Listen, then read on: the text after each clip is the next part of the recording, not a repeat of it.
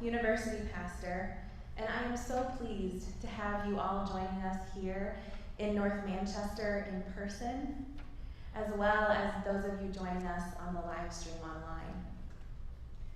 It is good to be together, physically and virtually, to celebrate the class of 2021. I have one announcement for everyone before we move into the welcome. Graduates who have not yet signed the graduation pledge or already have and need to pick up their green ribbon for commencement tomorrow may do that after Baccalaureate or before commencement tomorrow when you check in. This spring, I read Valerie Kaur's book, See No Stranger, a memoir and manifesto of revolutionary love. Kaur is a Sikh American activist, filmmaker, and civil rights lawyer. Her book talks about the division in America, particularly post 9/11, and calls us to a revolutionary love of others, of self, and of our opponents. To Kaur, there is no stranger. She encourages us to say to one another, "You are a part of me I do not yet know." When you arrived on this campus, you were a part of me I did not yet know. Now, here we are on the precipice of your launching into the world outside of Manchester University. It's like little pieces of my heart are scattering across the country and across the globe. I am not alone. Your professors, fellow students, and staff you worked alongside you are a part of them now. You are a part of the legacy of Manchester University. We are a part of your journey toward your best self, a journey toward your greatest calling. Love guides our service this evening. Love of stranger and neighbor, love across religious, political, and social divides, love of one another, your classmates and friends, and your beloved university. We are all a part of each other. The senior class has chosen Dr. Justin Lasser and Diana Nettleton as the faculty and staff to bring reflections for Baccalaureate. Carly Eichenauer and Fatu Kaba will share their student experience. Connor Ladd, who is headed to seminary this fall, wrote and will read our prayer. And Casey Arsenault, who provided leadership for Fellowship of Christian Athletes, will close us with a benediction. We are so glad you are here to celebrate our senior class, reflect, and give thanks for their experience and contributions to Manchester. Let us continue in our service with gratitude and joy.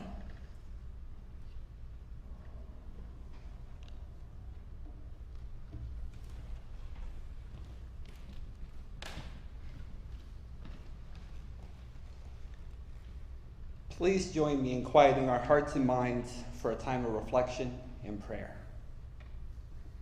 God of all people, as we gather together this evening for a time of celebration and reflection, let our hearts and minds be aflutter with the memories of our experience here at Manchester and the impact it has had and will have on our lives. The path of our graduates does not end tonight. As we continue through graduation weekend and beyond, help us to be ever aware of our impact on the world and the community around us.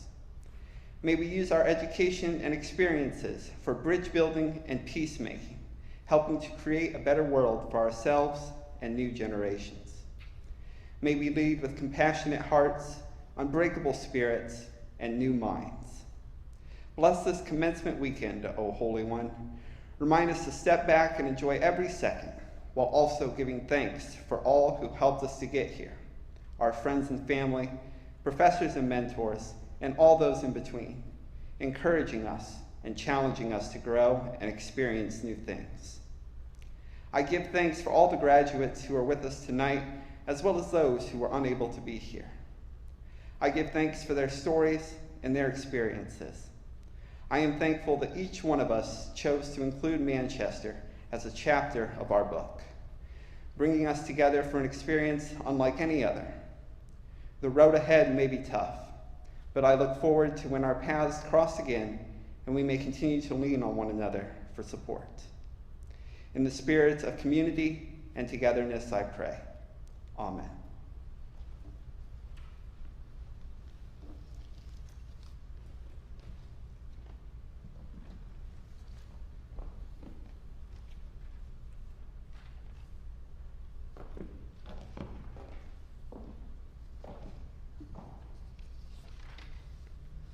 Assalamu alaikum, everyone.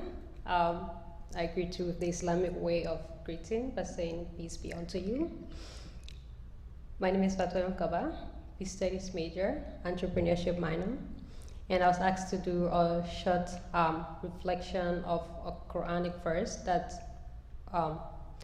means a lot to me. So I'm going to recite this verse, chapter 3, verse 103 from the Holy Quran, before going on to my actual reflection.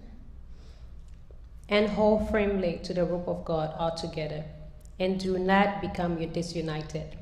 And remember the favor of God upon you when you were enemies, and then he united your heart, and by his favor you became brothers.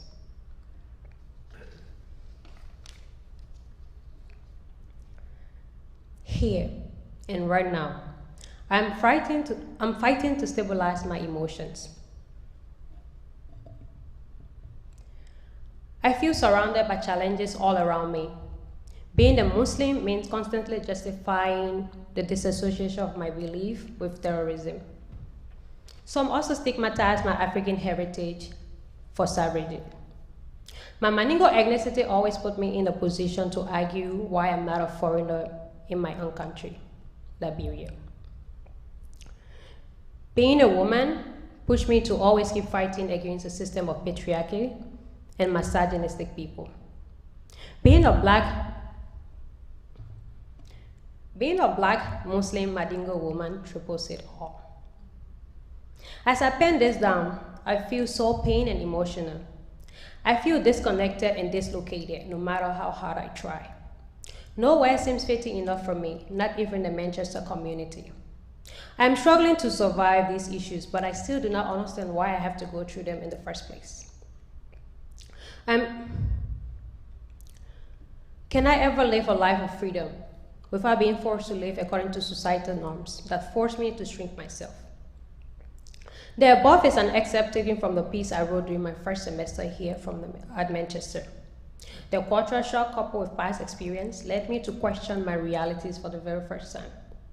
As depression caught me that night, I penned down over 10 pages of all the things that were going wrong in my life.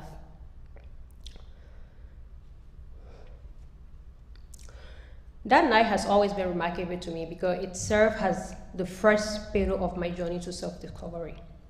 When I first thought of what to write for this event, I thought of writing all the cool things like good grades, 2 great internship experience, multiple research conference, and a well-developed entrepreneur skill, and some long nights of writing research projects. However, after many thought, I decided to settle for one of the most important achievements that we sometimes overlook. That is the value of inner strength and community support. I thought of the unique campus events, people, classroom activities, staff, and situations that have shaped my Manchester experience and made me a better version of myself.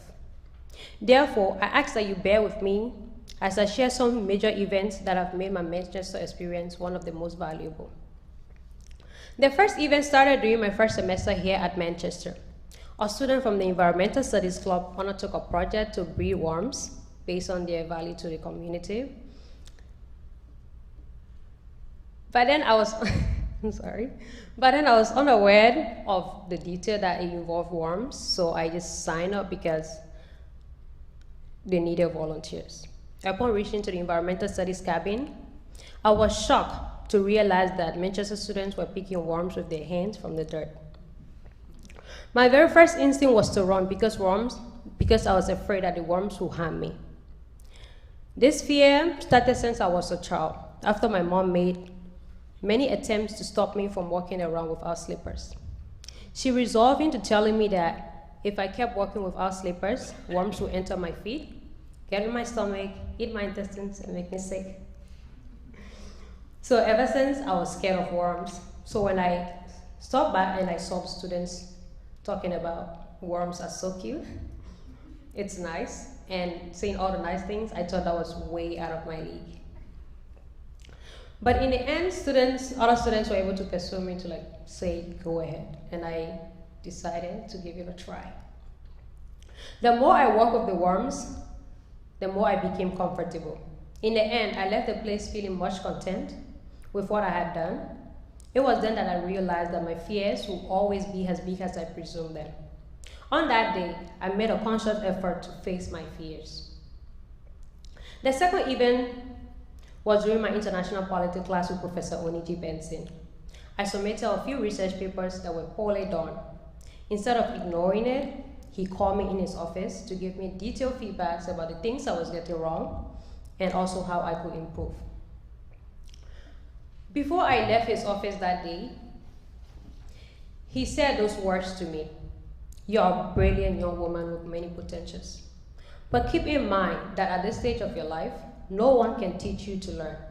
People can guide you with all of the resources, but only you can hold yourself to be accountable, to learn and be successful." I left his office reflecting on those words. They remind me of my responsibility to my family, my community, my sponsors, and most importantly, myself. They challenged me to take action and create my own path through self-accountability. The third event occurred during a ride with another Manchester student who said she loved to hang out with me because I was always being myself. Now you might be thinking, that was just words, but at that point in my life, I was struggling with everything, including self-identification.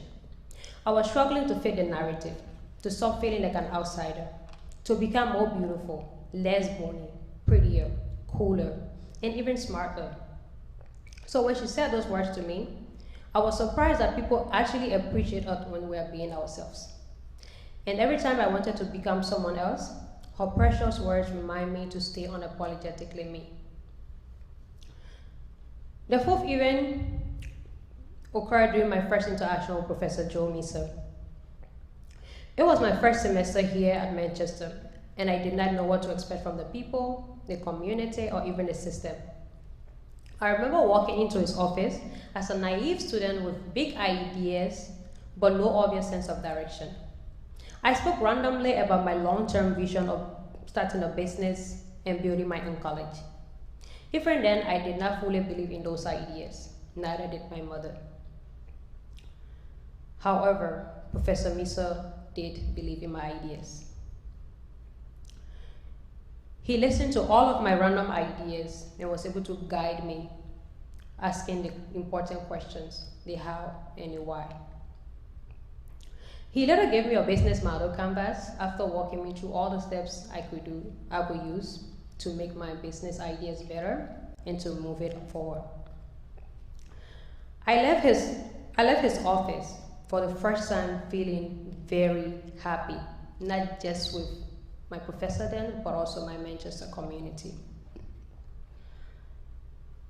His belief in me and my ideas have long since boosted my self-esteem and self-confidence in so many ways. And even at a point where I wanted to transfer from Manchester, I decided against it because then I realized it was not the environment. It was my approach to the environment that was making life difficult for me. And by the time I stopped focusing on the negative things around me, I became happier, my experience improved, and I fit here with little effort.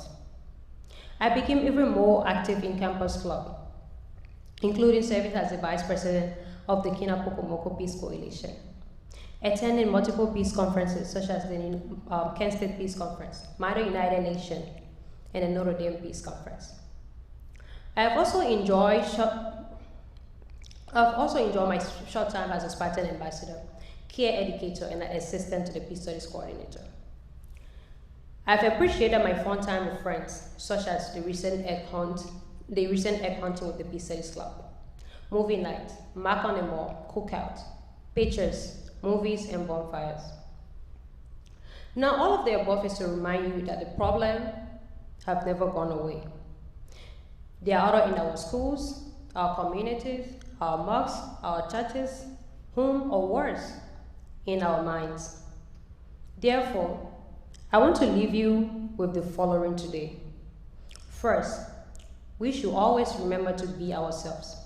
It is okay to aspire to be better, but it's never okay to play the role of someone else. 2, we should learn to appreciate the good things in our lives. If we look back in time, many of us will realize that we are just at the place where we have prayed to be years ago. So appreciate and cherish every moment as they come. 3, the more we run from our problems, the harder they will hurt us. It's never going to be easy. But it's okay to wish it's okay, but we should keep pushing. 4, we should learn to say no to things that trouble our mental, physical, spiritual, and emotional well-being. 5, which is one of my favorite verse from my mother. That is to always be honest and humble to the people around you. 6, acknowledge when you have problems and be vulnerable enough to ask for help. And keep in mind that the people around you want you to succeed and they will help you out. 5, as entrepreneurs who put it, always train yourself to take advantage of the resources within your community and turn challenges into opportunities. It could be the library, the free Wi-Fi for research, social networking site, and most importantly, the people around you. This is especially relatable since I came from a big city, Monrovia, that was very loud, and I struggled immensely to fit here at Manchester. But with time, the quiet and small community became valuable to me. I began using my free time to write novels, read books, build social connections, and do more research, and most importantly, stay comfortable with my own company. So you see, the problems are still here, but the approach to them has made life more meaningful. On this note, I want to extend my profound gratitude to my professors, faculties, and friends. Faculties, friends, and well-wishers here at Manchester. To my Peace Studies family, especially my academic advisor, Dr. Katie J. Brown. I will forever be humble for our time together.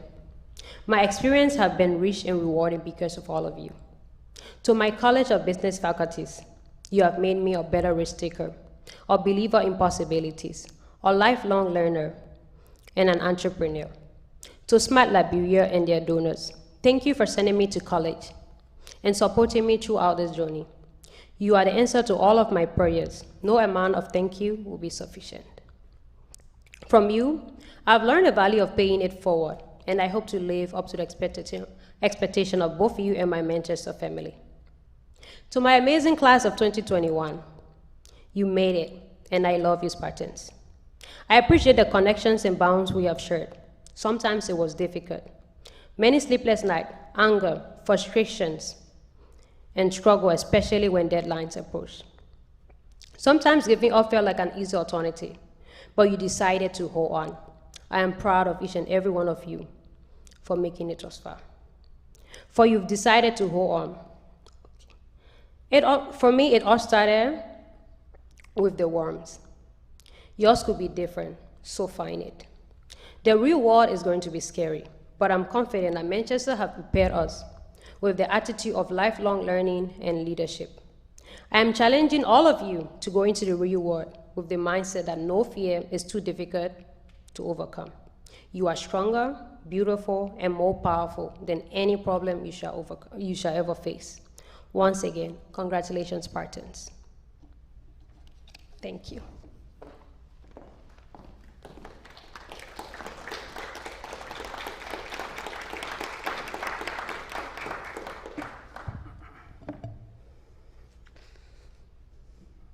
Strange, I'm overwhelmed with emotion, and I didn't think I would be until I saw students that I have had in class in backstage, and it meant a lot to sit, actually, and listen to Connor Ladd give his first sermon at the Church of the Brethren in Columbia City, and to be a part of that, to see Casey here being an FYS together, and a multiple offender of classes of mine.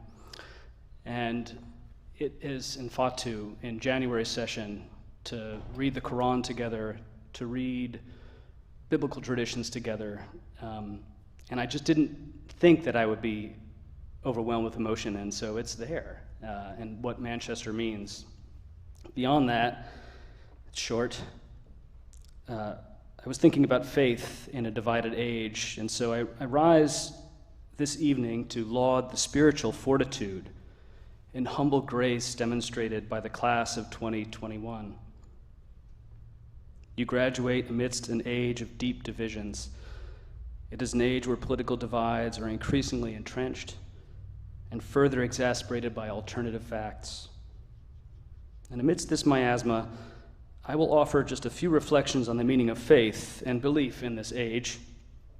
It reflects a project of recovery and a restoration of shared and ancient spiritual intuitions, not a contemporary innovation, as much as it will sound like one. What I will share is new to me, but consistently present in the world's great religions. Somehow, after 20 years of studying Judaism, Christianity, and Islam, I missed it. And now it appears so obvious to me. Many students taught me this. They cultivated my eyes so that they may see, my ears that they might hear. Indeed, they have not only taught me the meaning of faith, they've restored my faith. Some of those who are with me on the stage. The words faith and belief no longer mean what they used to for me. Today, many are convinced that the term belief is an issue of the mind rather than of desire and of love, and I got caught up in that. It is commonly associated with an alleged fact that is endorsed without direct knowledge. For reasons that elude me, this is considered a virtue. But there is no virtue in remaining convinced without evidence or believing in something that burdens your intuitions, or as I would say, my grandmother basically taught me all I needed to know, which was to be confident that love is more powerful than judgment. Prior to the 15th century, don't worry, we won't go long on this, belief carried many different associations. The word love, desire, concern, and trust are from the old German root Liebe. Faith and belief had nothing to do with knowing, but with trust and with love. The old German rendered the Latin fides, which conveyed the Roman values of honor, reciprocal reliability, and credibility, reflected in our mission as well. And fides translated the Greek word pistis, which is usually rendered faith or belief. But this is where the story gets interesting and where I want to reflect. Pistis, faith, is not something that the faithful person has in God or in a mission, but something that God or a mystery has toward you. It is God's honor that is on the line, or the mystery that is on the line, or the mission of an institution like this that is on the line. It derives from peitho, which is to be persuaded or to persuade. And this is what my students have taught me. It suggests that a person does not persuade God, rather God or the mystery, or Manchester must persuade you.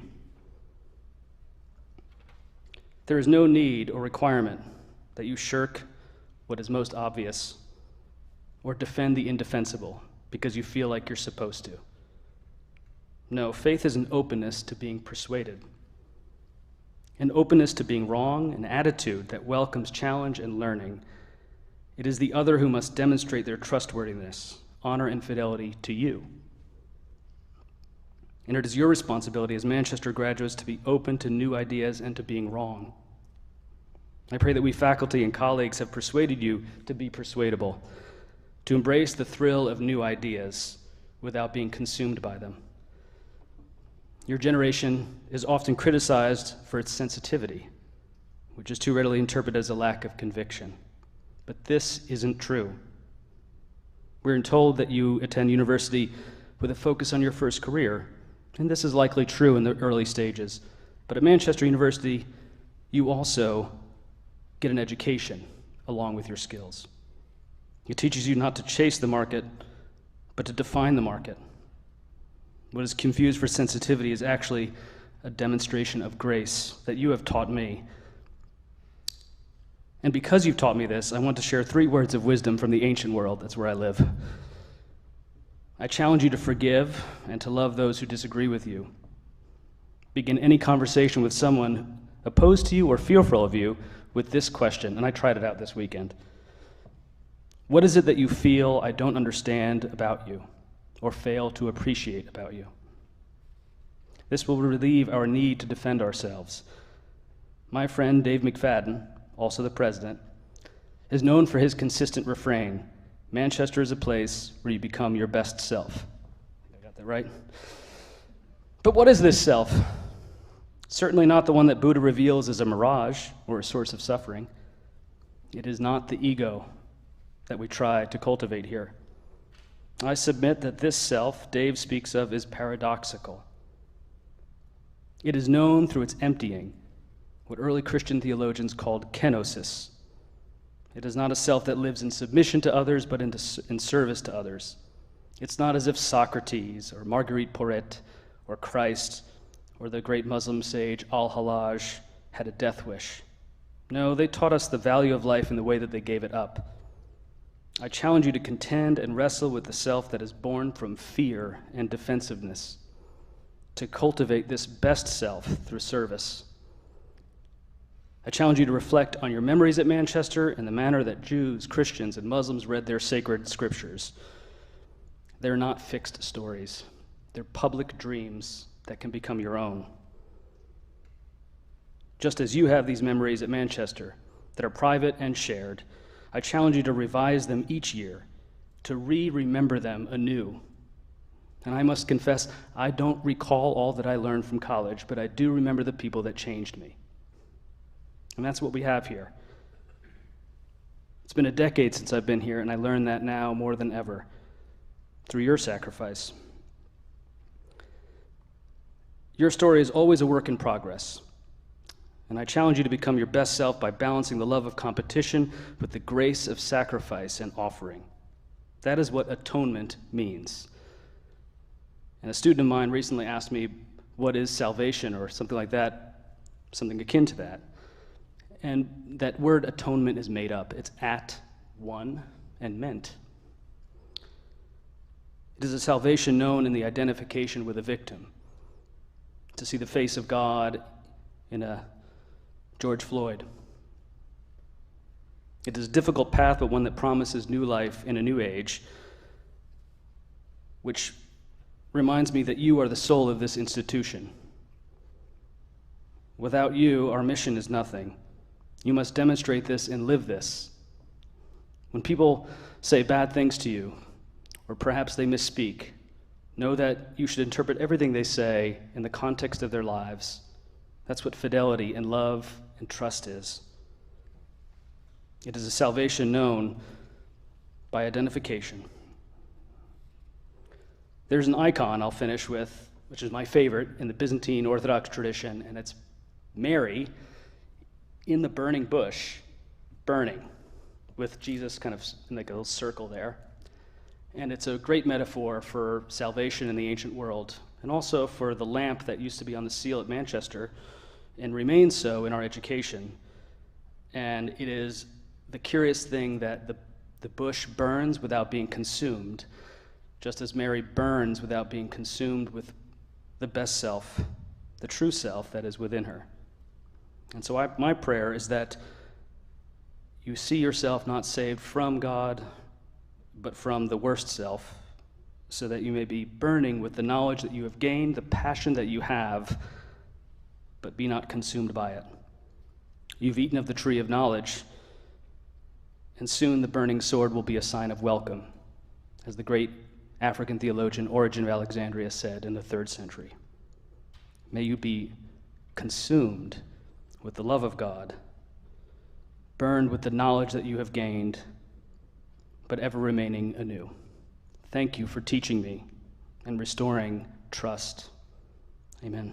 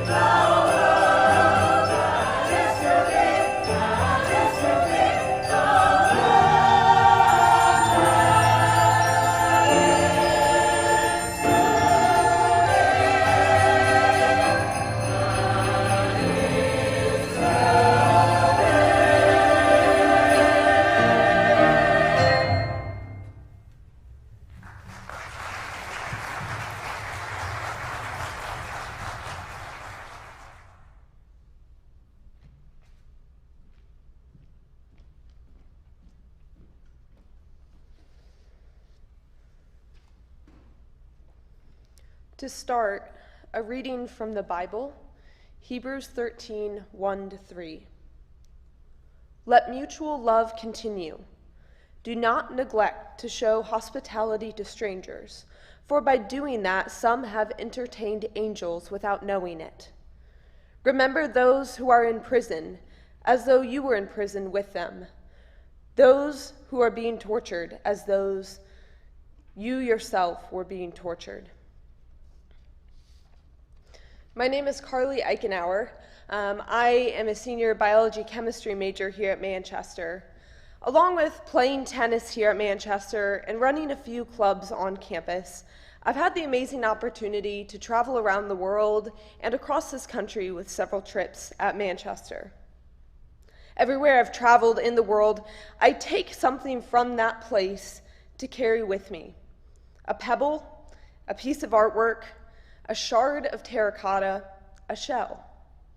These small tangible things are in reality meaningless little objects to other people. But to me, these objects are something, a representation of a memory or a feeling that I cherish from traveling. The warmth of the sun on my skin, the color of the buildings popping against the blue sky, the smell of hiking through the rain. Little objects that represent big memories that I carry on in my heart. At the beginning of this week, someone asked me a great question, allowing me to reflect back on my time in the last 4 years. The question was, what will you miss most about Manchester University?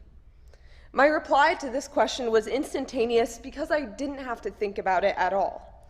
The relationships here, the connections that I've made with a variety of people across campus, the amount of people that I care about here, and the amount of people that I know care about me. Again, I didn't have to think about this answer at all to answer the question because I knew it and I feel it every day here. The community I felt while visiting was one of the many reasons why I chose MU over other universities. People holding doors open for each other and stopping for 5-minute chats on the sidewalk to catch up with each other during the day. Little did I know how strong this community is, how vast its care stretches, how deeply we love each other, and how much it would mean to me after 4 years. We pulled together through a global pandemic that I frankly thought we'd be sent home after a few weeks of being together again. We protested, mourned, and leaned on each other for strength during budget cuts and as we saw people move on from this university. We stood up for what we believed in, supporting classmates through adversities and struggles, but we also celebrated each other's accomplishments in the classroom, on the stage, and on the fields and courts. As we helped each other strive to become our best selves, we ourselves became better as well. Personally, in my time here, I've grown in many ways. Last night, I read the letter that I wrote to myself 4 years ago. It was amazing to be reminded how far I have come and how much I've changed in my time. I was this reserve freshman walking onto campus for the first time.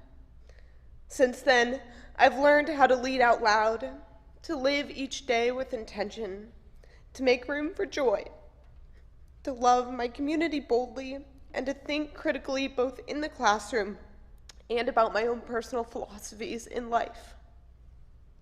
I've been challenged to push farther than I thought my limits would allow. I've been challenged to listen intently to each conversation and each person I interact with. I've been challenged to speak out for what I believe in and also to stand up for what is right. As the class of 2021 stands on the precipice of the end of our time here at MU, let us each take the time to reflect on the growth we personally have achieved in our time. What have we learned in this space? How have we each been challenged? What have we each learned to value most in life? We each get to choose how we will apply what we have learned in our classes and where life takes us from here. But no matter what we choose, we will each carry a piece of Manchester with us. It could be that acorn that we got on those first few days here at Manchester, or those tie-dye shirts we made with clubs, or the game-winning ball. But it may not be that tangible object at all. It could be the diversity that we learned here, the love for our community, the fun memories we made, and the lifelong relationships with our mentors and friends. And these are all pieces that we will carry on in our hearts. So wherever we go in the next few weeks, the next few years, and in all of our many directions and paths that we will take, let us each carry the love of this community on with us. Amen.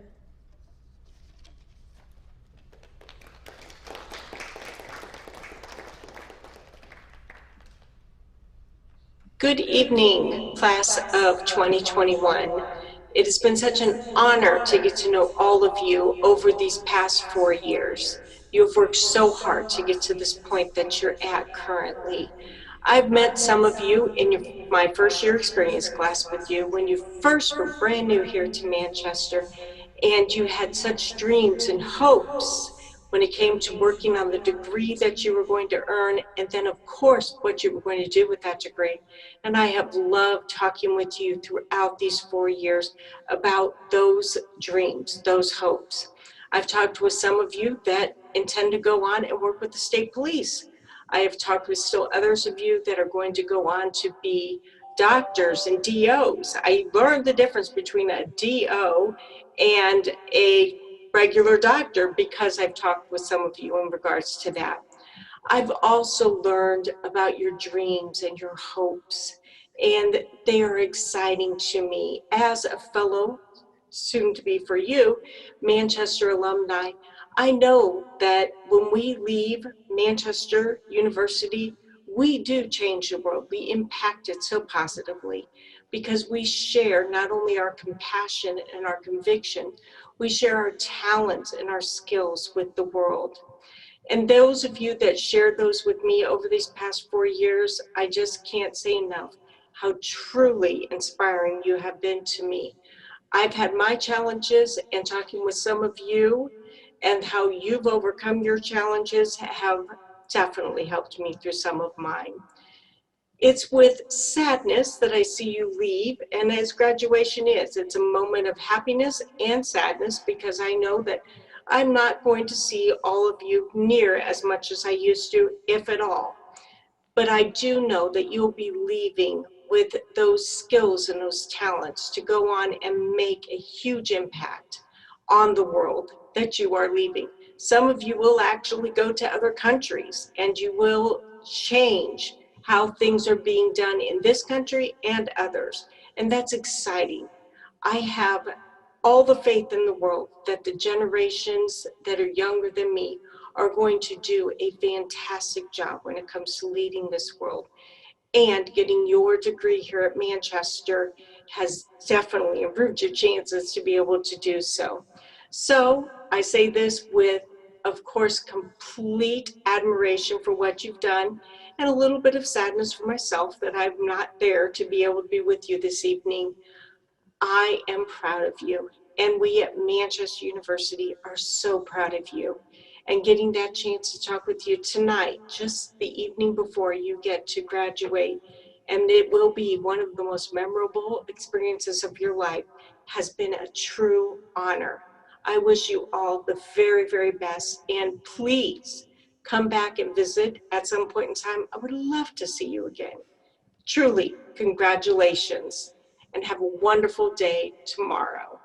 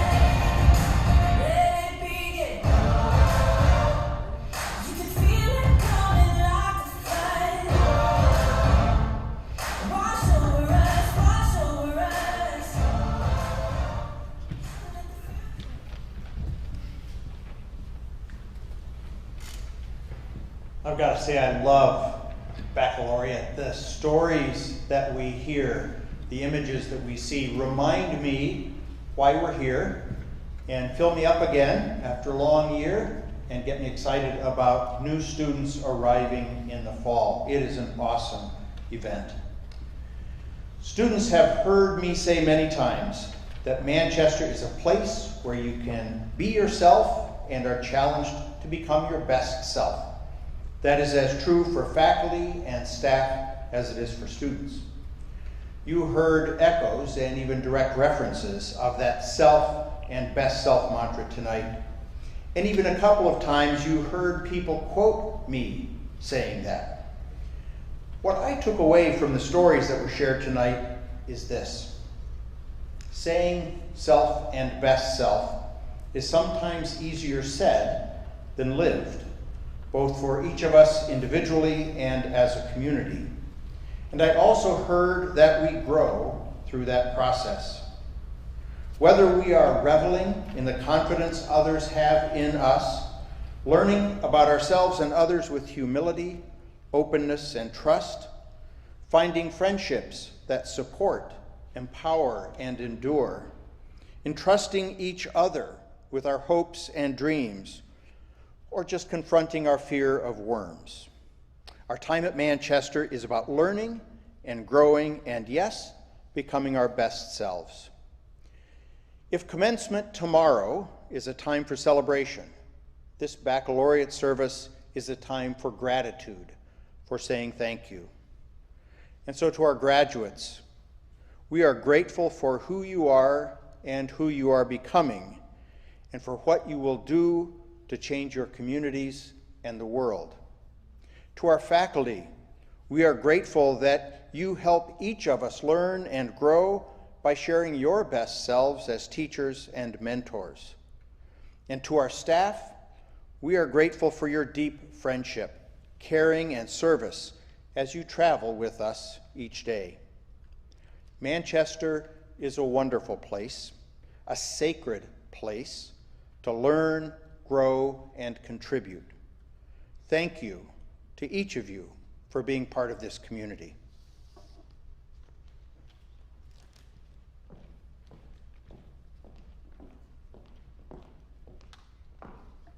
Please rise in body or in spirit.